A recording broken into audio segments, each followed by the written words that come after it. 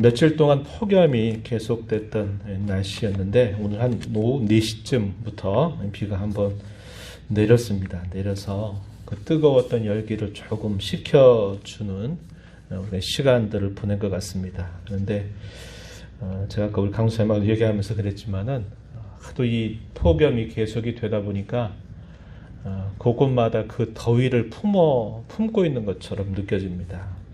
예배당도 이 더위를 품고 있는 것 같아서 어디를 가든지 무난한 느낌이 들고, 여러분들 가정도 마찬가지일 거라고 생각합니다. 옷장을 열어봐도 그 옷장에서도 뜨거운 바람이 불고 옷을 입어도 따뜻한 느낌이 들 만큼 폭염이 아주 깊게 드리워져 있는 그런 시간들입니다. 건강 안전을 주의하시면서 또 하나님께서 우리를 부르시는 자리 그때마다 항상 자리를 지키시고 그때를 잘 지켜나가면서 어려움의 때를 잘 극복해 나가게 되기를 바랍니다. 오늘 우리는 사도행전 말씀을 함께 또 읽었습니다. 사도행전 17장 후반의 말씀을 우리가 함께 읽었는데, 우리가 지난 시간에 살펴봤던 17장 초반에 있는 말씀의 내용에서 우리는 바울 사도의 두 번째 전도여행 가운데 마게도냐 지방에 전도했던 내용들을 함께 살펴보았습니다. 데살로니가라고 하는 도시, 그리고 베레아라고 하는 도시에서 복음을 전하는 것을 우리가 함께 살펴보았는데요. 이들 교회의 아주 훌륭한 장점, 그 부분은 환난 중에 그들이 복음을 기쁨으로 받았다는 겁니다. 그리고 그 복음을 잘 듣고 그 말씀을 순종함으로써 자신들이 살고 있는 그 지역만이 아니라 여러 지역에 걸쳐서 그들은 참으로 모범적 교회로 자리를 잡았다는 것을 우리가 함께 살펴보았습니다. 소문이 나 있는 교회, 또 본을 받고 본이 되는 그런 교회로 이 데살로니가 교회, 또 이 베레아 교회가 잘 서 있었음을 우리가 함께 살펴보았습니다. 이러한 소문이 잘난 이런 교회는 오늘날 우리가 규모가 있고 어느 정도 교세가 있는 그런 교회들, 소위 소문난 교회들과는 다른 점이 있다 하는 거죠. 어떤 면에서 다를까요? 당시에 이 데살로니가나 이런 베레아 교회의 성도들은 그들이 하나님의 말씀을 무엇보다도 간절하게 받는 일에, 또 그 말씀을 잘 확인하는 일에, 또 그 말씀을 따라 순종하는 일로 인해서 좋은 소문이 나 있는 그런 교회였다라는 것이고, 오늘날 우리 한국 사회나 또 이렇게 소문이 잘 난 그런 교회들이 소문이 난 것과는 조금 차이가 있다라는 겁니다. 바라기는 이 코로나 시대를 거쳐서 포스트 코로나 시대를 나아가면서 저와 여러분이 이루는 교회가 이런 교회가 되기를 진심으로 바랍니다. 우리가 살펴봤던 것처럼 바울 사도가 복음을 전할 때에는 항상 가장 먼저 우선적으로 어디를 찾아가냐면 회당을 먼저 찾아갔습니다. 이 회당 예배가 이루어지고 있어서 안식일이 될 때마다 디아스포라 유대인들은 항상 이 회당을 중심으로 모입니다. 또 거기에 한 부류가 있는데, 비록 자신들은 이방인 출신이라 할지라도 당시에 유대인들이 섬기는 하나님을 섬기겠다고 개종한 사람들, 그러니까 유대교 신앙을 가진 이방인들도 이 회당에 모임을 가져요. 그래서 우선적으로 이 회당에 들어가서 당시 이미 신약 성경이 기록되지 않은 상황이었기 때문에 구약에 있는 말씀을 가지고서 구약에 예언된 메시아 혹은 그리스도, 그분은 고난을 받는 분이다. 그분은 바로 예언했던 그 분이 결국 나사렛 예수, 그분으로 이 땅에 오셨다라는 사실들을 이야기하면서 예수 그리스도가 바로 그들이 믿어야 할 구원의 주님임을 전달을 했다는 것을 살펴보았습니다. 뿐만 아니라 이방인들에게 복음을 전할 때도 있었죠.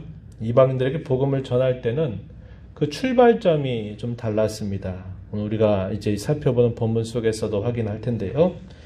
그 부분에 대해서는 이 아덴에서 복음을 전했던 내용을 살펴보는 일이 굉장히 좋은 도움이 될 것이고요. 또 1차 전도 여행 때 사도행전 14장 8절 이하에 보게 되면 루스드라라고 하는 지역에 이방인들에게 복음을 전했을 때 그 출발점이 다르다는 것을 우리가 확인할 수 있습니다.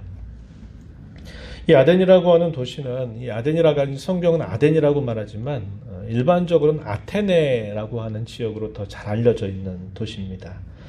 이 아테네 이 지역은 자유도시로서 그 당시 잘 알려져 있었던 교회 그 지역이었고요. 특별히 이 로마 제국 가운데서 가장 그 철학적인 전통이 뛰어났던 도시입니다. 또 여러 학문에 있어서도 굉장히 많은 진보를 이룬 도시로 잘 알려져 있었습니다. 뿐만 아니라 매우 종교성이 강한 그런 도시이기도 했다는 것입니다. 바울 사도는 다소 사람이죠. 그는 디아스포라 유대인입니다. 그런데 그는 유대교나 유대교 신앙에만 아주 익숙한 사람이 아니라 그는 당시에 이 헬라에 대한 이해도 굉장히 깊었던 인물입니다. 그래서 아마 어린 시절부터 이 아테네라고 하는 이 도시에 대해서 익히 들어왔었을 거예요. 그런데 그가 이제 나이가 들어서 복음을 들고 이 아테네라고 하는 곳을 방문을 하게 된 것입니다. 오늘 우리가 이 본문의 말씀을 함께 이제 주목해 볼 텐데요. 성령께서 저 여러분의 눈과 마음을 열어주시고 또 말씀의 은혜로 충만케 해주시기를 다시 한번 바랍니다. 오늘 우리가 이제 살펴가는 이 본문 내용은 아테네라고 하는 도시에서 복음을 전한 내용인데요. 그가 이 아테네 지역을 가게 된 것은 그 앞서서 베레아라고 하는 지역에서 데살로니가로부터 쫓아왔던 이 유대인들이 계속적으로 방해하고 회방하고 박해하는 일들이 있게 되니까 바울 사도를 피신시킨 겁니다. 근데 이 베레아에서 아테네로 오려고 하면은 배를 타고 먼 길을 떠나와야만 됩니다. 그래서 형제들의 안내를 받아서 바울 사도가 먼저 이 아테네라고 하는 지역으로 오게 되었고 그의 동료였던 실라와 디모데는 아직 그곳에 남겨져 있었습니다. 그래서 바울 사도는 그들을 기다리고 있다는 겁니다. 그들이 와서 함께 이제 전도 사역을 계속 감당하기를 원했어요. 그런데 기다리고 있는 동안에 그가 그 아테네라고 하는 도시, 아까도 말씀드렸듯이 어릴 때부터 유명했던 도시, 한번 가보고 싶었던 도시를 그가 둘러보기 시작합니다. 둘러보는데 그가 어떤 심정이 들었냐면은 그 도시가 가지고 있는 찬란한 문화라든지 또 많은 신전이라든지 유명한 여러 곳곳들이 있는데 그가 그것들을 보면서 느끼는 그의 첫 감정은 뭐냐면 그 화려함, 오랜 시간 동안 한번 가봤으면 하는 그 기다림으로 인해서 그의 마음이 들뜨고 벅찼던 것이 아니라 그의 마음이 그 모든 것들을 보면서 그의 마음에 깊은 분노 혹은 격분, 이것을 그가 느끼게 되었다고 가르쳐 주고 있습니다. 본문 말씀으로 한번 가서 보시면 16절 말씀에서 이렇게 말하죠. 그 성에 우상이 가득한 것을 보고 마음에 격분하였다라고 이렇게 말해 줍니다. 그 아테네라고 하는 지역은 소위 아크로폴리스, 많이 알려져 있는 곳입니다. 이거에 대한 칭송이 자자하기도 했던 곳이었고요. 또 아테네 여신상도 거기에 있고 또 파르테논 신전, 여러분 들어보셨을 겁니다. 이 파르테논 신전이 있었던 그런 도시였어요. 사람들을 아주 압도할 만한 그런 많은 신전들, 거대한 신전들과 사당들도 있었고 또 많은 신상들과 그 신상들을 향해서 제사를 드리는 제단들이 있기도 했었습니다. 그야말로 학문을 꽃을 피우고 종교에 있어서 많은 것들을 꽃을 피웠던 그런 도시의 모습입니다. 그런데 사도는 그런 외적인 화려함 또 그 잘 알려져 있는 명성에 압도되기보다는 그곳 곳곳에 질비하게 늘어서 있는 우상들을 보면서 그 마음에 격분을 하게 되었다고 이야기해 줍니다. 이러한 격분은 거룩한 분노라고 말할 수 있는 것입니다. 이러한 분노는 우리가 읽은 이 16절 하반절에 표현되어 있는데 이 마음에 격분했다 이 말이 어떤 뜻을 가지고 있냐면 한순간에 갑자기 일어난 마음을 뜻하는 말이 아닙니다. 이게 시제적으로는 소위 미완료형이다 이렇게 말하는데 계속 진행되고 있는 것을 뜻하는 말이에요. 그러니까 바울 사도가 아테네라고 하는 이 도시를 둘러볼 때부터 계속 둘러보는 계속된 시간들 속에서 그의 마음 속에는 그런 어떤 찬란한 문화, 학문의 발달 뭐 이런 것들에 도취되고 압도당하기보다는 그의 마음 속에 안타까워하는 마음, 분이 나는 마음, 그러한 격분되는 그런 심정을 계속적으로 가지고 있었다라고 말해주고 있는 겁니다. 이러한 감정은 사도 자신의 특별한 감정만은 아닙니다.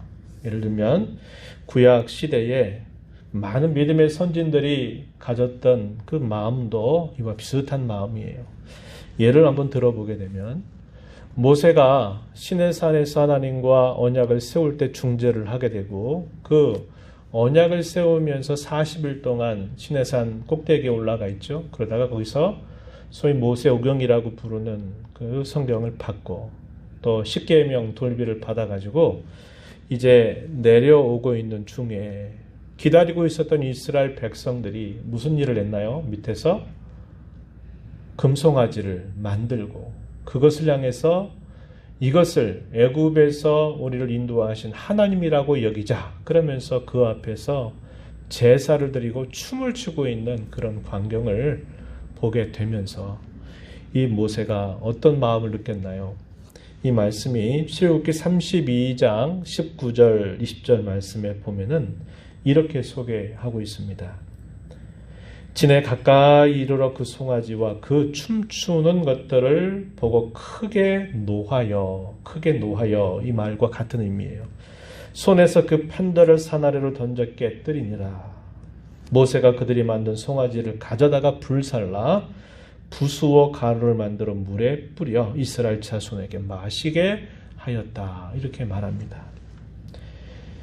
송아지 앞에서 제사하고 춤추는 것을 본 이 모세의 그 모습 크게 분노했다라고 한 이 말도 이 바울 사도가 느끼는 그 감정과 동일한 겁니다.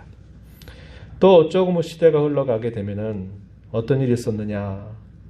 이스라엘 땅이 부패하고 이스라엘 백성들이 부패해서 하나님과 우상을 섬기면서 무엇이 참신지를 분간하지 못하는 영적인 어두움이 깊었던 그 시대 속에서 엘리야가 가졌던 그 열심과도 비슷하다는 겁니다. 열왕기상 19장 10절 이하에 이 엘리야가 이렇게 말합니다. 내가 만군의 하나님 여호와께 열심히 유별하오니 옛날 개역 성경에서는 특심하다 이런 표현을 썼습니다. 이는 이스라엘 자손이 주의 언약을 버리고 주의 제단을 헐며 칼로 주의 선지자들을 죽였음이오며 오직 나만 남았거늘 그들이 내 생명을 찾아 빼앗으려 하나이다. 엘리야의 기도 가운데 등장하는 그런 표현에서 보면 만군의 하나님 여호와께 열심히 유별하다, 아주 특별하다라는 표현을 사용하고 있어요. 또 뒤로 가서 바울 사도가 고린도 교회를 향해 쓴 편지 가운데 고린도후서 11장 2절 이하에 보면 또 이런 말씀을 사도가 표현한 바가 있어요. 이렇게 말합니다. 내가 하나님의 열심으로 너희를 위하여 열심을 내노니 내가 너희를 정결한 처녀로 한 남편인 그리스도께 드리려고 중매한다. 이런 말을 하게 됩니다. 여기 보면 하나님의 열심으로 너희를 위하여 열심을 낸다. 이러한 동일한 심정을 표현하고 있는 말이라고 하는 겁니다. 이제 우리가 이 부분을 좀 뒤에 가서 좀 생각을 해보도록 하고요. 이렇게 그가 봤어요. 보고 느꼈습니다. 격분하는 마음을 계속적으로 그가 느끼게 돼요. 그러자 그가 어떠한 행동을 하게 되냐면은 그가 회당을 찾아 가가지고 회당에 모여오는 유대인들, 디아스포라 유대인들이죠. 그리고 아까 말씀드렸듯이 개종한 이방인들, 유대교로 개종한 이방인들이 모여있는 회당에 가서 계속적으로 복음을 전해요. 그리고 또 어떻게 하느냐? 길거리나 장터에 가서 사람들을 만나기만 하면 그 사람들에게 복음을 전하는 겁니다. 왜 그럴까요? 우리가 앞에서 살폈던 이유 때문에 그래요. 사돈회당에 가서 유대인들과 개종한 이방인들에게, 그리고 길거리나 장터를 가서는 만나는 사람들에게 복음을 전하기 시작했습니다. 그런 중에 또 한 사람의 특별한 부류들을 만나게 되는데, 그들이 누구냐면 소위 철학자들입니다. 어떤 철학자들이냐? 그 시대에 소위 풍미했던, 유행했던 그런 철학자들의 부류를 만나게 됐는데, 그 두 부류가 어떤 사람들이냐? 에피쿠로스 학파 사람들, 그리고 스토아 학파의 사람들을 만나게 되면서 논쟁을 하게 된다고 말해줍니다. 에피쿠로스 그리고 이 스토아 학파들 서로 비슷한 목적을 추구하지만은 그 방법에 있어서 많은 차이를 가지고 있어서 서로 두 학파 사이의 논쟁이 끊이질 않았다는 것입니다. 인생의 가치, 인생의 행복이 과연 무엇인가를 끊임없이 찾는 그 두 학파의 방법은 서로 달랐습니다. 예를 들어서 에피쿠로스라고 하는 사람은 예수님 오시기 전 270년에 죽은 사람이에요. 이 사람의 가르침을 따르는 사람들이 이제 학파를 형성하게 된 겁니다. 이 사람들은 무엇을 말하냐면, 인생의 가치 행복을 말할 때 그것은 정신적인 쾌락을 통해서 이것을 얻을 수 있다라는 생각을 가지고 있었습니다. 반면에 이 스토아 학파 이 사람들은 거의 비슷한 식입니다. 이 스토아라고 하는 것은 사람의 이름이 아니고 어떤 장소를 뜻하는 표현인데요. 제논이라고 하는 사람, 이 사람도 거의 비슷한 시기에 죽었던 인물이죠. 예수님 오시기 전 한 265년경 죽은 사람인데, 이 사람의 가르침을 따라서 또 추종자들이 생기면서 이 스토아 학파가 형성이 된 겁니다. 이 사람들은 무엇을 강조하냐면 절제 그리고 금욕, 이런 것들을 강조하면서 인생의 가치 행복을 찾는 일을 추구했던 사람들이에요. 에피쿠로스 이 사람들 같은 경우에는 뭘 많이 강조했냐면요, 우연한 것들 그리고 도피한 것들을 강조하면서 그들이 가졌던 신에 대한 그들의 생각은 뭐냐면, 신은 멀찍이 떨어져 있는 신이다. 우리에 가까이 있는 신이 아니라 신은 모든 것들을 만들어 놓고 멀찍이 떨어져서 멀리서 관망하고 있는 그런 신이다. 이걸 다르게 뭐라고 말하냐면 소위 이실론이라고 말해요. 이실론, 기억 안 하셔도 돼요. 어쨌든 그런 생각을 가지고 있었던 인물입니다. 그리고 이 스토아 학파 사람들은 뭘 강조하냐면, 우리에게 주어진 운명이나 숙명을 우리는 따라야 된다. 그거에 따라서 고난도 견뎌내고 절제하고 금욕하는 일들을 해야 된다라고 강조를 했던 사람들이에요. 신에 대해서 어떤 생각을 가지고 있었느냐? 소위 범신론적인 그런 생각을 가지고 있었어요. 신은 여러 곳에 이렇게 깃들어져 있다, 이런 생각을 가지고 있었던 사람들입니다. 이 사람들과 바울 사도가 만나니 이야기할 것이 한두 가지가 아니겠죠.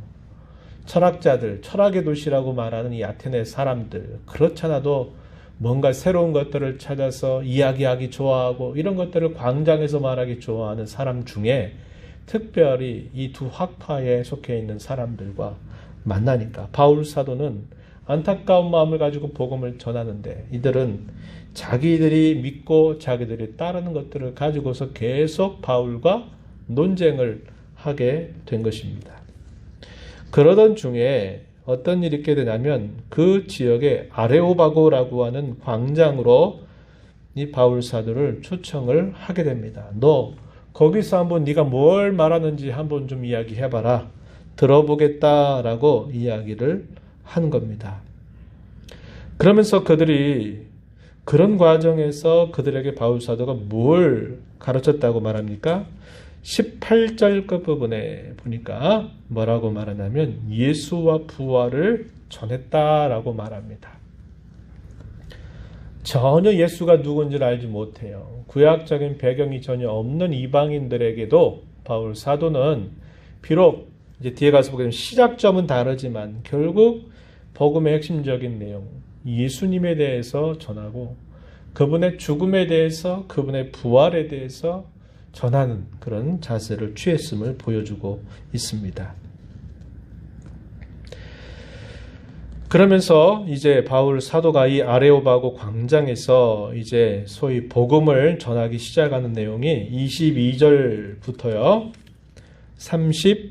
31절까지 길게 소개가 되고 있습니다. 바울 사도는 그 이야기를 시작하면서 하나의 매개물을 하나 택하는데 그게 뭐냐면 가다 보니까 알지 못하는 신이라고 하는 이런 편말에다가 해놓고 그 신 앞에 또 제사를 드리려고 하는 것을 보면서 옳거니 내가 저걸 가지고 이야기를 하기 시작해야 되겠다라고 하는 마음을 먹습니다.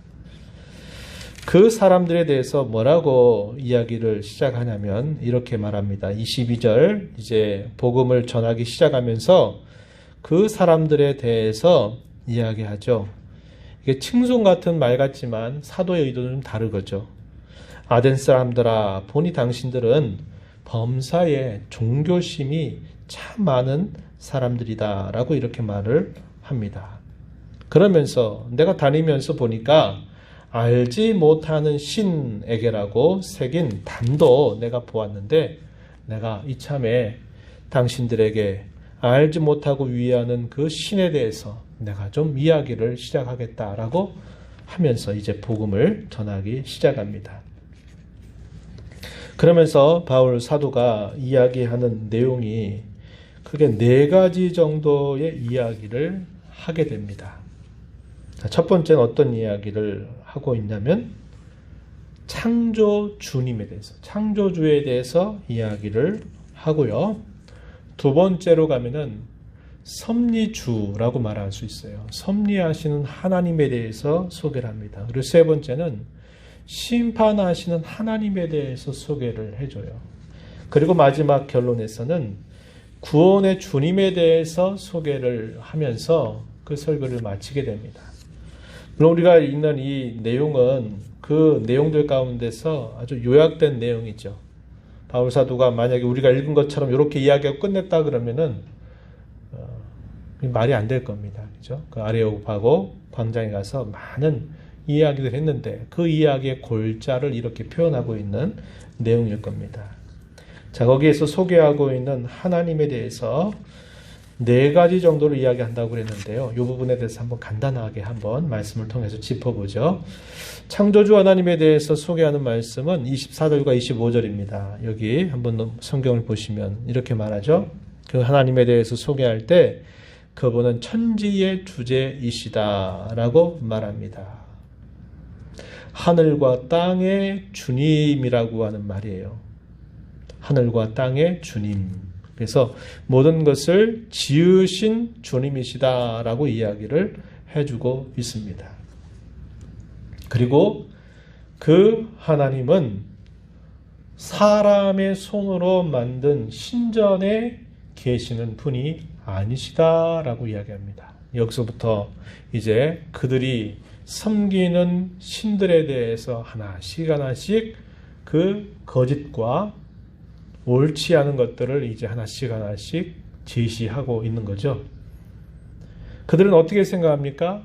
아까 얘기했듯이 파르테논 신전을 아주 만들어 놓죠. 웅장하게 만들어 놓고 거기에다가 아테네 여신상을 만들어 놓고 각종의 신들을 위하는 신상들을 만들어 놓고 우리는 이와 같이 우리는 종교심이 아주 강한 사람들이다 자부했던 그 사람들에게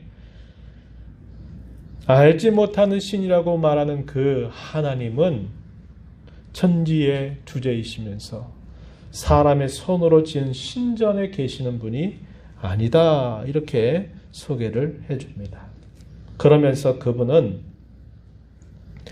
만민에게 모든 세상의 사람들에게 생명을 주시는 분, 호흡을 주시는 분, 모든 것들, 만물을 친히 주시는 분이시다라고 이렇게 소개를 해줍니다. 그 하나님은 모든 것을 주시는 분으로 계시다. 이렇게 이야기를 하고 있는 거예요. 당시의 이 로마 신화의 내용들을 우리가 생각해 본다면 그 신은 반신 반인입니다. 반은 사람과 같고 또 반은 신이에요. 사람 같은데 그 능력이 사람의 능력을 초월하는 그런 신들을 그들이 신들로 만들어 놨단 말이죠. 그러나 사도가 소개하는 하나님은 그런 분이 아니다는 겁니다. 친히 그분은 모든 것을 다 주시는 분이시다. 그리고 신전에 계실 수 없는 분이다. 그만큼 위대하고 그만큼 존귀하신 분이다. 이렇게 소개를 해줍니다. 그리고 그 하나님은 섭리하시는 분이심을 소개하기를 26절로부터 29절까지 소개하는데 뭐라고 얘기를 하냐면 모든 인류의 족속들을 한 혈통으로 만드셨다. 하나의 근원, 뿌리를 가지고 시작되게 했다 이야기하는 거죠. 그게 뭡니까? 아담과 하와를 인류의 첫 조상으로 해서 모든 민족들을 그 한 혈통으로부터 나게 하셨다고 말씀하고 있어요. 그리고 사람들이 사는 땅을 한정하셨다라고 이야기합니다. 그리고 그들이 거주하는 땅의 경계를 한정하신 분이다라고 이야기하고 그들의 연대, 그들의 흥망성쇠라든지 그들이 살고 태어나고 죽는 그 모든 연대를 친히 정하신 분이다라고 이렇게 이야기합니다. 이것은 하나님께서 그 모든 인류를 한 혈통으로부터 만드셔서 그들이 살게 되는 땅, 그들이 거주하는 그들의 삶의 경계를 정하시고 그들의 연대, 그들의 수명을 다 정하시도록 섭리하시고 이끄시는 분이시다라고 이렇게 이야기를 해주고 있습니다. 그뿐만 아니라 그 하나님은 멀리 계신 것 아니고 아까 에피쿠로스 학파 이 사람들은 멀리 떨어져서 관망하는 그런 신의 개념을 믿었다 그랬죠. 근데 그 하나님은 그런 분이 아니라 그렇게 하시는 것이 아니라 그분은 아주 가까이에 계시는데 뭐라고 이야기하냐면 우리는 그 하나님 때문에 그 하나님을 힘입어서 우리는 산다. 그 하나님을 힘입어서 우리는 기동한다. 이게 조금 표현이 딱딱한데요. 이게 무슨 말이냐면 움직인다 이 말입니다. 그리고 우리가 그 하나님을 힘입어서 우리는 존재한다라고 이렇게 이야기해 줍니다. 28절 말씀에 사도가 그렇게 말하죠. 우리는 하나님을 힘입어서 산다. 하나님을 힘입어서 움직인다. 하나님을 힘입어서 존재한다. 이렇게 하나님을 소개하고 있습니다. 그러면서 그 하나님은 우리에게서 멀리 계신 분이 아니다라고 말씀을 해줍니다. 27절 이는 사람으로 혹 하나님을 더듬어 찾아 발견하게 아니하심이로되 그는 우리 각 사람에게서 멀리 계시지 아니하신다. 이렇게 말합니다. 이 말씀은 특별히 우리가 하나님이 자신을 이렇게 나타내시는 것을 우리가 계시라고 말할 때 모든 사람에게 동일하게 공통적으로 보여주시는 계시다. 그래서 이것을 일반 계시라고 부르는 내용입니다. 일반 계시라고 하는 것은 창조하신 내용, 이걸 우리가 자연이라고 말하는 자연이나 역사, 그리고 사람의 어떤 양심, 심령 속에 있는 이런 양심을 통해서 하나님이 계시다, 신이 존재하고 있다라는 사실을 분명하게 알게 해주는 계시라고 그래서 이것을 일반 계시다 이렇게 말합니다. 그래서 바울 사도가 처음 이 복음을 전하기 시작할 때 알지 못하는 신이라고 그랬어요. 알지 못하는 신. 왜 신인데 알지 못할까요? 자신들은 자기들이 여러 신들을 섬기는데 혹여나 그 신들 중에 빠진 신이 있을까 해서 그러면 안 되니까 알지 못하는 신 이렇게 제단을 만들고 거기서 제사를 드렸는데 사도는 뭐라고 말하냐면 하나님께서 창조하시고 섭리하시면서 하나님 멀리 계시지 않는다는 것을 우리로 더듬어 찾아 발견하게 하신다라고 이야기합니다. 사람은 본래부터 태어나기 전부터 마음속에 이런 신에 대한 관념을 가지고 있다고 말합니다. 그래서 그들이 참되신 하나님을 마음에 모시지 않으면 다른 참되신 하나님이 아닌 다른 신적인 것들을 항상 그의 마음속에 품고 살아가는 거예요. 그 사람은 필연적으로 신이라고 하는 개념을 가지고 있어요.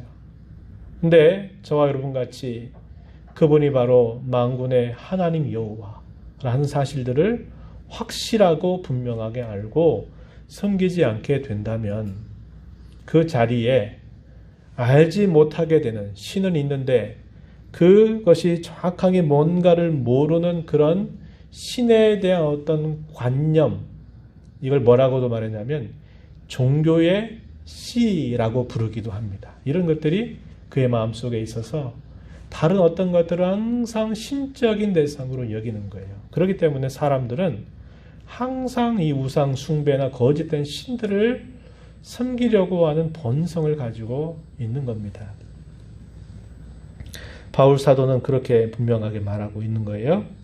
그리고 난 다음에 세 번째, 그 하나님은 언젠가 심판한 날을 정하셔서 공의로 모든 세상 사람들을 심판할 날을 작정하셨다. 그래서 그분은 심판하시는 분이시다라고 소개합니다. 30절 가서 보면은 알지 못하던 시대에는 하나님이 간과하셨지만 이제는 어디든지 사람에게 다 명하사 회개하라 하셨다. 왜냐? 31절 정하신 사람 누굴까요? 예수 그리스도를 표현하는 말입니다. 하여금 천하를 공의로 심판할 날을 작정하셨다라고 말합니다. 심판하신다라는 사실을 분명하게 이야기해주고 있습니다. 그 심판하시는 분이 누구냐?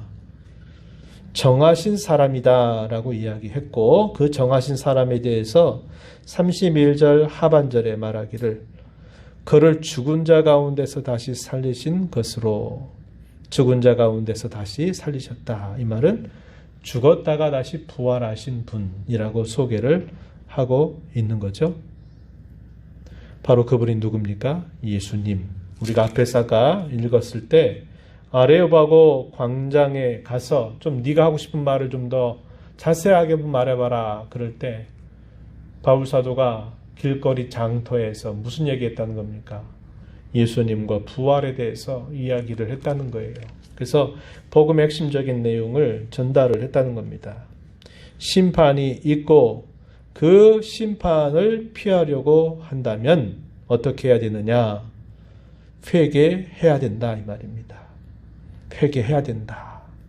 이 회개된다 이 말에는 믿고 회개해야 된다라는 것을 말해주는 겁니다. 예수님을 결국 그들에게 구원의 주님으로 소개하는 메시지를 결론에서 소개를 하고 있다 한 것입니다. 이것이 전혀 구약 성경을 알지 못하는 당시에 이방인들에게 복음을 전할 때 시작한 겁니다. 신에 대한 관념을 가지고 있는 그들에게 내가 여러분들에게 전하는 그 신, 그 하나님은 천지를 지으신 하나님이시다. 그리고 그분은 모든 사람의 삶과 역사를 주관하시는 섭리하신 하나님이시다. 그분은 언젠가 심판한 날을 정하시고 심판하실 분이시다. 그 심판으로부터 벗어나기 위해서는 하나님께서 정하신 사람 나사렛 예수 그분을 믿고 자신의 죄를 회개해야만 된다라는 사실을 전달하면서 그들에게 복음을 전하게 됩니다.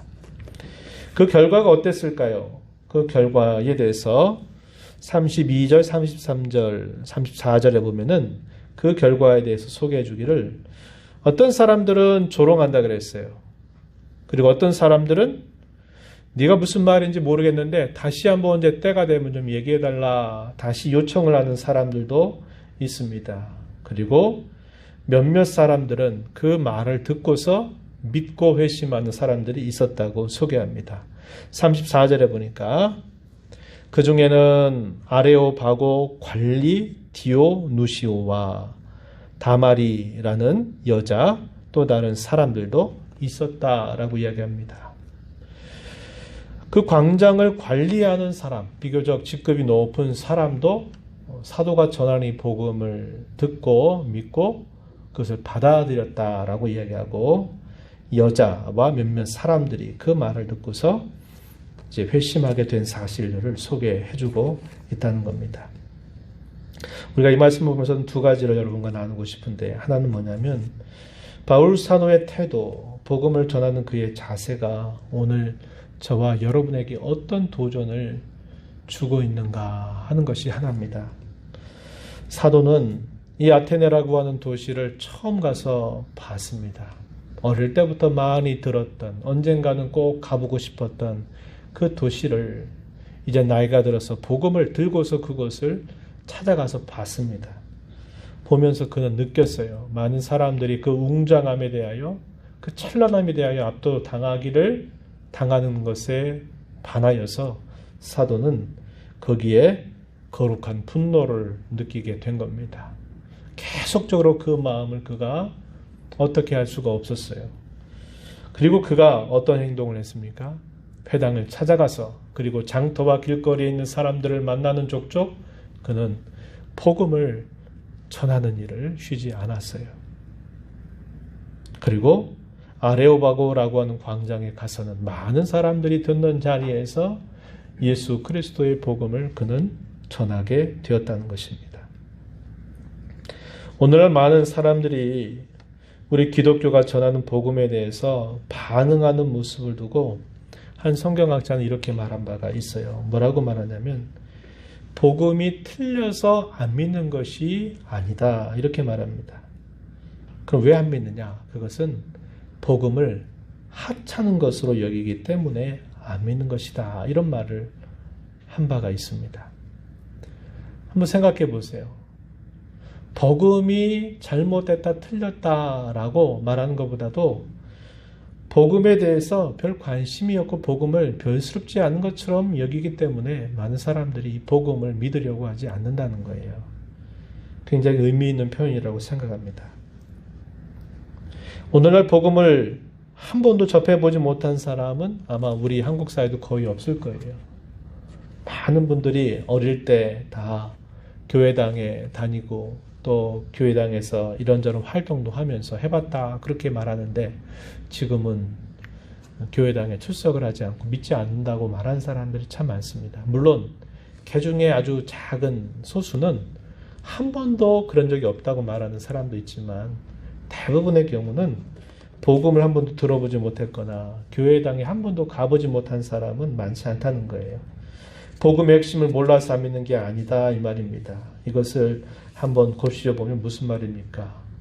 우리 앞서 믿는 신자들의 책임이 분명히 있다는 거예요. 책임이 크다는 겁니다. 그 책임이 뭘까요? 복음을 별스럽지 않게 여기는 저와 여러분의 모습이라는 겁니다. 복음을 전하는 것도 중요한 일이죠. 그런데 이미 복음에 대해서 듣지 못한 것이 아니라 복음을 들었음에도 그 복음을 하찮은 것으로 대부분이 여기 관심을 갖지 않는 것은 우리에게 복음으로 사는 게 무엇인가를 잘 보여주는 것이 참 중요하다는 것을 가르쳐 줍니다. 지난번 수요 설교 때 그런 말씀을 함께 나눴죠. 우리 모든 그리스도인들은 내가 구원받았으니까 모든 게 끝났다라고 생각해서 안 된다 그랬어요. 오늘 임록 집사님도 기도시 말씀하셨지만은 우리에게 가장 공통적인 소명이 있어요. 그것은 복음을 위하여 살아가는 것이고 하나님의 나라를 위해 살아가는 것이다. 그런 말씀을 드렸습니다. 그리고 그런 공통적인 소명 아래 우리 각자의 소명이 있다. 그런 말씀을 전해드렸죠. 그 소명이 뭐라 그랬습니까? 가정에서 또 내가 속해 있는 교회 안에서 또 내가 살아가는 사회 속에서 분명한 책임이 있는데 그 책임이 뭐냐? 복음을 잘 드러내고 또 하나님의 나라를 잘 이루어가는 일에 우리 각자의 소명이 있다. 각자 소명이 있다. 그런 말씀을 드렸습니다. 오늘 우리는 이 문제를 깊이 도전받아야 된다고 생각해요. 복음을 우리가 별스럽지 않은 것처럼 늘 자주 그런 말씀을 나누지만은 내가 예수님 믿기 위해서 구원받기 위해서 처음에 이 복음이 필요하고 나중에는 이 복음이 별것 아닌 것처럼 여기는 것은 대단히 잘못된 신앙이다. 그런 말씀을 여러 차례 드린 바 있습니다. 복음으로 산다. 복음으로 사는 삶을 우리가 세상 가운데 나타내지 않고 우리 예수님을 믿는 저와 여러분이 이 복음이 별것 아닌 것처럼 대하는 생각들이나 말이나 우리의 태도들이 결국 많은 사람들로 하여금 이 복음을 별것 아닌 것처럼 가볍게 여기게 만들 수 있다는 것을 우리는 깊이 생각해 보아야 합니다. 이 말씀을 보면서 나는 얼마나 내 매일매일의 삶 속에서 이 복음을 생각하면서 이 복음을 위하여 살고 있는지, 내가 매일매일 살아가는 삶 속에서 나는 얼마나 하나님의 나라를 위하고 그 나라를 바라보면서 살고 있는지를 우린 점검하지 않으면 안 된다는 겁니다. 목사인 저 자신도 돌아보면요, 얼마나 많이 이 사실들을 잊고 사는지 몰라요. 복음은 그냥 복음일 뿐이에요. 복음은 말씀에서 소개될 때 그저 가르치고 설교하기 위한 것으로 여기지, 그 복음을 품고 있다면, 그 복음을 그의 심령 속에 깊이 새기고 있다면 나타내야 될 어떤 태도라든지 또 말이나 우리의 생활하는 모습들이 지금과 같이 나타나진 않을 것이다 라는 생각을 하게 되는 겁니다.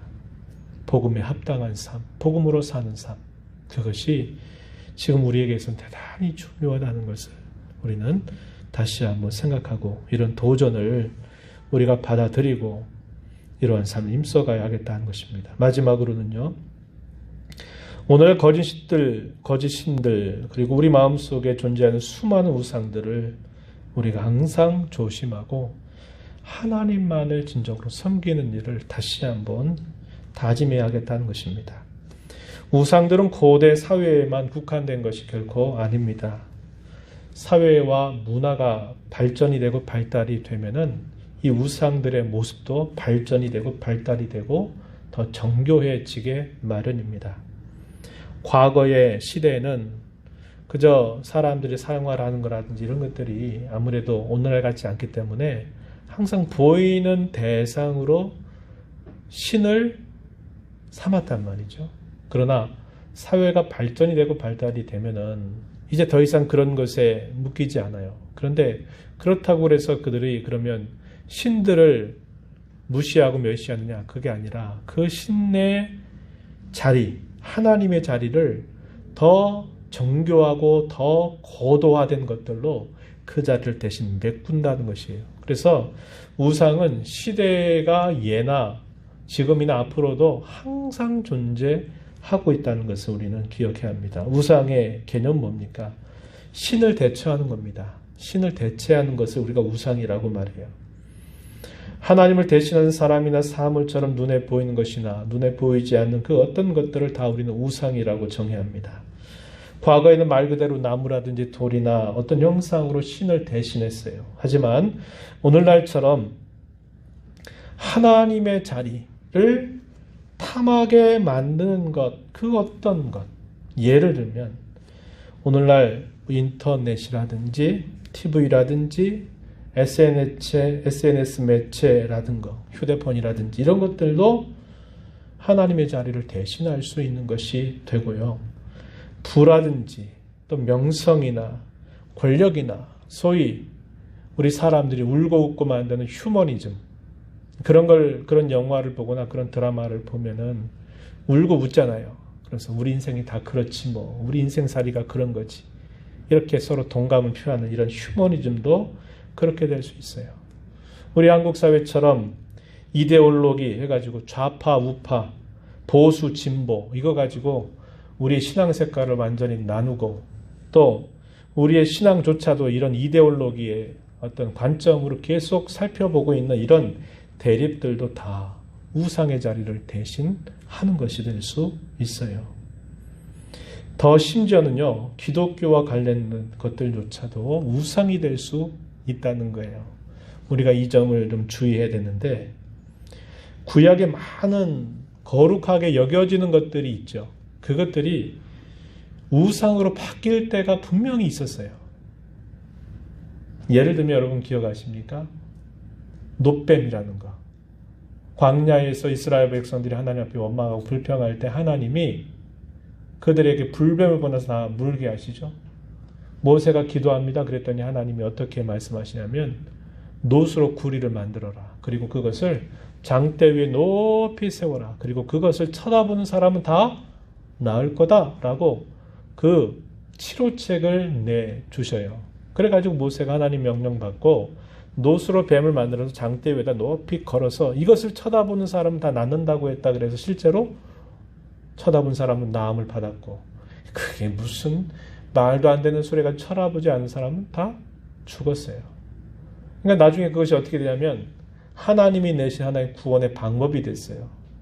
그래서 사람들이 이걸 어떻게 하냐면 히스기야 시대까지 그 놋뱀을 거의 간직을 합니다. 그리고 그 놋뱀을 볼 때마다 사람들은 뭘 생각하냐면 치료를 보는 거예요. 치료한다. 저 놋뱀이 치료해준다. 이런 생각을 가지고 있었습니다. 히스기야가 종교개혁을 단행하게 될 때 그 종교개혁 단행하는 것 중에 하나가 뭐냐면 이 놋뱀을 사람들이 우상처럼 섬기니까, 하나님처럼 섬기니까 히스기야가 이 놋뱀을 부숴가지고 가루로 만들어요. 그래서 그걸 누후수단이라고 하는 이름을 짓죠. 왜 그렇게 합니까? 하나님이 사용했던 분명한 하나의 치료의 도구였어요. 그러나 사람들의 생각은 그게 있으면 낫는다라고 믿는 거예요. 그게 하나님의 자리를 대신하게 되니까 그게 뭐가 됐습니까? 우상이 되어 버린 거예요. 솔로몬이 성전을 왕궁에서 하나님 앞에 봉헌하게 드렸어요. 그러면서 그가 기도하죠. 그랬더니 하나님이 훗날에 그 기도에 대해서 응답하시면서 말씀하십니다. 너희가 나를 떠나고 내 말을 버리면 저 성전이라도 내가 다 뭐하겠다? 던져버리겠다. 이런 말씀을 하셨어요. 사람들은 종교가 부패하게 되니까 사람들은 어떤 생각이냐면 성전이 곧 하나님이다. 이렇게 생각하는 거예요. 또 어떤 일이 있었습니까? 언약궤만 가지고 나가면 전쟁에서 승리한다라는 공식을 머릿속에 집어넣고 하나님을 섬기는 마음도 없이 전쟁에서 패배하니까 블레셋 전쟁 가운데 언약궤를 앞세워서 전쟁에 나갔어요. 어떻게 했나요? 승리했나요? 패배당하면서 언약궤조차도 빼앗겨버리죠. 언약궤도 뭐가 될 수 있어요? 우상처럼 섬겼어요. 성전도 우상처럼 섬긴 거예요. 그 성전에 계시는 하나님이 섬겨야 할 대상이고 언약궤가 상징해주는 그 하나님의 진정한 임재가 중요한데 그건 다 빠져버리고 언약궤만 있으면 우리는 된다. 우리는 성전이 있으니까 우리는 파괴되지 않고 우리는 망하지 않는다라고 믿었던 것들이 다 뭡니까? 우상이 된 거예요. 우리가 오늘 하나님 앞에 행하는 예배도 우상이 될 수가 있고요. 우리가 하나님 앞에 봉사하는 우리의 봉사도 어떨 때는 이게 우상이 될 수도 있어요. 여러분, 우상이 멀리 있는 거 아닙니다. 이런 우상에 대한 것은 우리 마음속에 항상 자리 잡고 있다는 거예요. 그래서 우리 마음을 잘 살피지 않으면 안 돼요. 우리 마음은 우상 진열 공장이다. 우리 마음은 우상을 제조하는 공장이다. 우리 신앙의 선배들은 그렇게 우리에게 가르칩니다. 그래서 말씀의 안내를 통해서 우리 자신을 끊임없이 되돌아보고 성찰하지 않으면 우리도 이런 우상에 젖어 살게 된다는 것을 조심하고 하나님만을 참되게 진실하게 섬겨가는 저와 여러분이 되어야 하겠습니다. 하나님 아버지, 오늘 저희가 말씀을 또한 살펴보았습니다. 이 말씀을 통해서 하나님이 누구이신지 또 우리가 하나님을 어떻게 섬겨야 될지를 다시 한번 점검하게 하심을 감사합니다. 바울 사도는 화려함과 웅장함에 압도당하고 도취되지 않았고 하나님을 향한 거룩한 열심을 가지고 있었기 때문에 오히려 그들을 향해서 분을 발하고 그들에게 복음을 전하는 일들을 위해서 얼마나 헌신했는지 모릅니다. 오늘 저희들에게 이 복음에 대한 열정, 복음을 위한 저희들의 삶을 다시 한번 점검해서 하나님을 진실하게 섬겨가는 저희들이 되도록 인도해 주옵소서. 예수님 이름으로 기도하옵나이다. 아멘.